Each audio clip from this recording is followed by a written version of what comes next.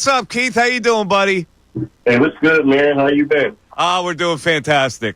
Now, I don't know. Maybe this is an interesting season to cover. It's been such a disaster that it is an ongoing story. So how was it to cover this kind of a season for the Philadelphia 76ers? And listen, that's still not over. I don't want to say that it's over. There's still a chance they can get in the playoffs, whatever. But from your standpoint, covering a season like this, what's it been like? Wow, that's a great question. It's not quite like the process. When you covered the process, you knew you were going in there and you were about to cover a loss, right? This one, there is some hope. At certain times there was, but it just seems like it's more going on, man. It really is. It's like, okay, no Joel at the beginning. Paul George is down. This drama happens. They got into it. Well, they had a team meeting. They're yelling after in the locker room after another game. It's just been, it wasn't like the process, but it was probably more drama.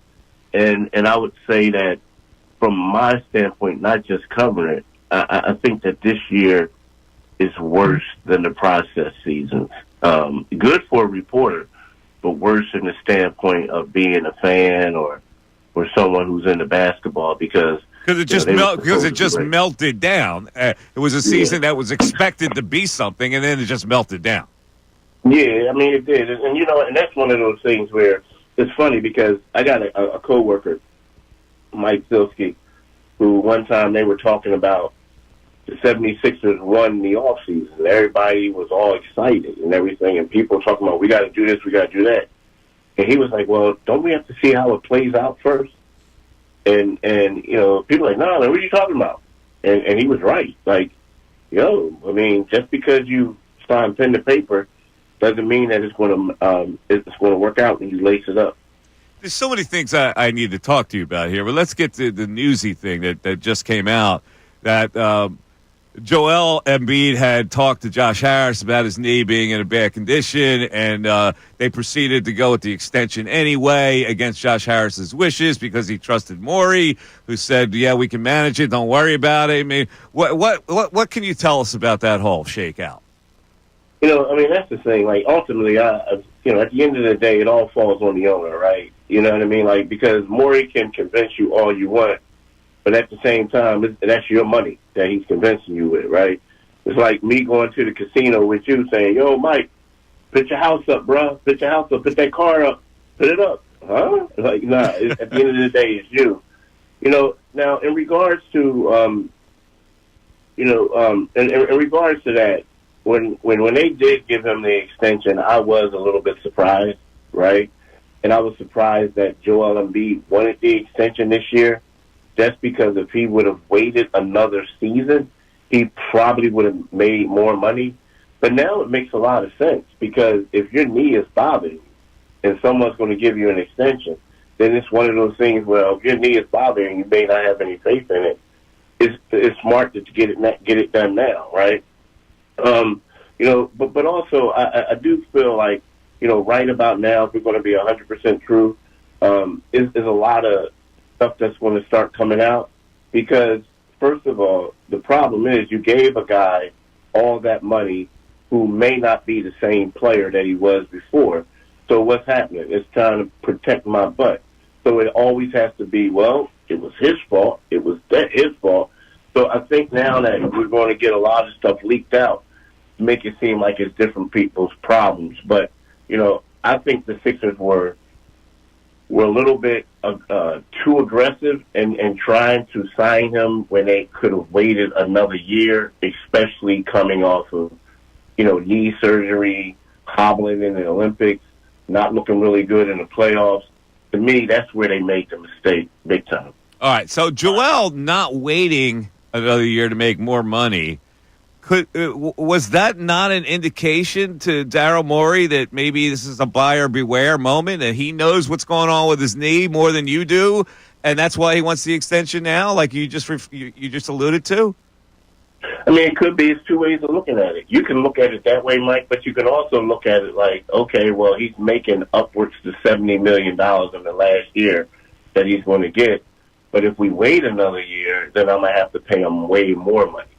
So it just depends. You know what I mean? Yeah. It could be two ways. It's like, oh, well, he's going to pass up this thing because sometimes it's like, okay, I'm gonna gamble on myself to get more money, or other times I'm just going to take, I'm gonna take the money now. So it's two ways of looking at it. Talking to Keith Pompey, the Inquirer covers the Sixers, been covering for many years, does a fabulous job covering this team. Let me ask you, everything that Daryl Morey did this year has failed. I mean, let's be frank about it. From the signing of Paul George to the veteran players that he's brought in, there really has not been any kind of hit unless you go to McCain early in the season. Is this regime, this Daryl Morey regime, in trouble right now? You know what? I would say yes, and the only reservation I would say no would have to do with Daryl, what Josh Harris wants to invest his money into. Because we know the Commanders, you have the Eagles who won the Super Bowl.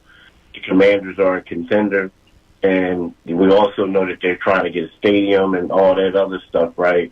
So it depends on what he wants willing to pay for, right? But when you look at these moves, and you look and you see how ballyhooed, the Daryl Morey tenure was supposed to be, and even when they got James Harden and that fell apart, people were saying it's incomplete. We can't judge them yet because of this summer. Well, this summer came, and you have to say that they set the 76ers back because of the signing of Paul George, giving them that type of money, and that extension of Joel Embiid. You go out there and you get named free agents, but a lot of them were old in the tooth, right, or banged up and injured, and you look at it, and the difference between this now and the process, at least the process, you had lottery picks to look forward to, and you had cap space to look forward to. Right now, we don't know if they're going to get that draft pick, and they don't have any cap space. So right now, yes, I would think that this front office is in trouble, and it's based off of does Josh Harris, does he want to go out there and pay Daryl Morey and pay for another president of basketball ops? Because when you look at this team, dude, I mean, their 9-game losing streak was the worst losing streak they had since the 2015-16 season when they went 10-72. That's how bad it is right now, and you can dress it up and you can say whatever it is. They got the 6th worst record in the NBA. But you can dress it up and make it seem like there's hope. But reality is you're losing like you did in the process. You got three not so-called, but you got 3 guys who were former All-Stars, 3 guys on max salary, and you got the 6th worst record in the NBA. Yeah, I would think he's in trouble. All right. So, but Keith, on that note, is the head coach in trouble? Because he hasn't been able to do anything with the players that were left around. And I mean, he could be, because now you got to factor in, like, relationships with players and everything like that. I kind of think when we talk about Nick Nurse, everybody knew that Nick Nurse was going to be outside the box coach, right? When he got hired, we all knew, like, he would throw up some lineups and we would say, what is he doing? What is he doing? The difference is it worked in Toronto, and the reason why it worked is because he had better players, right? And you can have a Fred VanVleet, you can have a Kawhi Leonard, you can have all these other guys, and that's the reason why it worked. So now he's doing the same thing with guys who are too old or not quite there or banged up, and it's not working, and people want him out the door. So to me, typically you say, let's see what he can do with a secure roster, a better roster. Let's see how it works out. But I kind of think that, sometimes you may want to just clean house. And again, this is a guy making $8.5 million a year with a couple of years left. Are you going to pay him and then go out there and pay somebody else the same money? But, typically I feel like, when you have a coach and he comes out, and when Joel Embiid was benched, typically what coaches say, Mike, and you've been in this stuff for a long time, longer than me, typically what does a coach say? well, we looked at it and he just wasn't moving well. We thought it was better to rest him. Nick Nurse was like straight up. He was like, nah, we were better without him. We were playing better without him.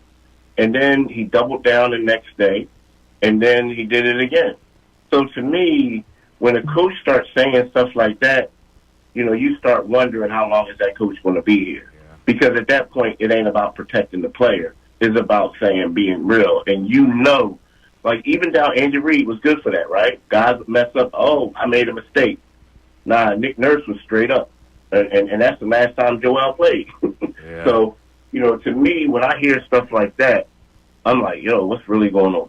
Yeah. What's going on? Let me just take it back to the beginning of this whole thing and the Joel playing in the Olympics thing.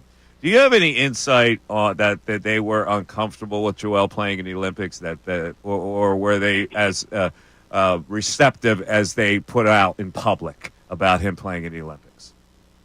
Well, I mean, this is what I can share. I mean, there was a couple people I know who were like kind of cool with Joel. A couple people worked there, and when he started the season, when the season started and he wasn't playing, I mean, they told me like, he would have been better off not playing. Just like that. I never got like one of those. We don't want him to play. We don't want this and that. Maybe because they all felt like, Daryl and them, that you can't really say that because of who he is and this and that. So they couldn't discourage him from playing another. Yeah, they couldn't discourage him. But I had people on side conversations say, he might have been better off if he didn't play. Yeah. All right, Keith, listen, you got to cover the rest of the season. I wanted to talk to you about Paul George, but what's the sense? I've seen a guy, he's a shell of what he was, and I don't think he's interested in playing here. I don't know if you get that same impression. Do you get the impression that he really wants to play here? I get the impression that he's frustrated. I get the impression that, this might not be what he thought he was signing up for, right? The thing about Paul George is, Paul George is a guy, and here's the thing. I don't really fault him. I know a lot of people are. The Sixers were the only team willing to give him that fourth year, right? Right? The only team. Now, unless he would have got traded to Golden State. But aside from that, as far as free agency, they were the only team willing to give him that. Now, you're looking at it. You're 34 years old. You think that Joel Embiid is going to be back to being Joel Embiid. Tyrese Maxey is going to be, continue to ascend. And you're going to pay me $211.5 million to be the third option. Well, I'm taking that job any day, right? But then when you come here and then you have the two, you got the Joel situation, you have the injuries that he has, and I feel like there's a little bit of frustration. I mean, I do. I do. I feel like, but he had to know what he was signing up for, being friends with Tobias, being friends with James Harden, all these other guys. So I sense that there's some frustration, and I also sense that, he is, you're right, he's not the player he was last year. And my question is he shot, or is it his knee from early in the season? Is that still bothering him, right?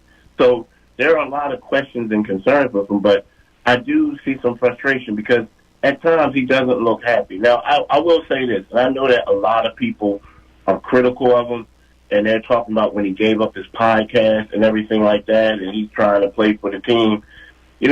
I'll be honest, I was expecting as soon as Joel shut it down, for him to shut it down because that gave him an excuse.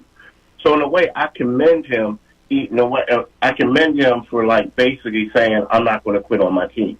And I know that some people whatever. But at the same time, I fully expected the moment Joel shut it down, that Paul George was going to shut it down 2 days later. All right. Well, he's still playing, so we'll see what happens. They can lose naturally, and it would be fine. I think they have a team that can lose naturally. Keith, you got your work cut out for you there because more stuff is going to come out. You're absolutely right. Thanks for sharing some time. Thanks for having me, Mike. All right, there he is. That's Keith Pompey covering the Sixers. Oh, yeah, it's exhausting. It really is. Let's take a break. 610-632-0975 back after this. 97.5 The Hey, everybody, it's Bill Colarulo. Thanks for watching. We appreciate it. Make sure you like and subscribe to our channel so you can engage during the show, and you're not going to want to miss all the content that we post. It's not only the live videos, it's videos after the fact. It's our shorts. It's all the content you want as a Philadelphia sports fan. Looking forward to connecting.